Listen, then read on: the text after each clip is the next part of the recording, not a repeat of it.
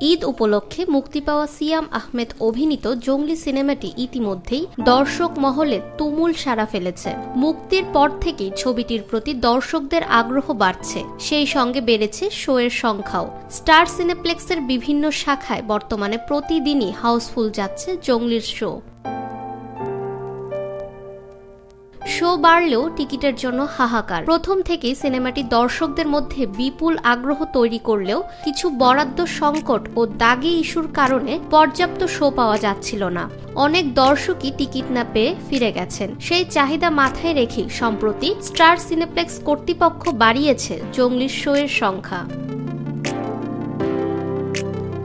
সবচেয়ে চমকপ্রদ তথ্য হচ্ছে, এই সিনেমায় অভিনয়ের জন্য সিয়াম আহমেদ কোনো পারিশ্রমিক নেননি, বরং তার সম্মানই তিনি সরাসরি ছবির প্রযোজনায় বিনিয়োগ করেছেন। এক কথায় প্রযোজক দলের পাশে দাঁড়িয়ে ঝুঁকি নিয়েছেন তিনি।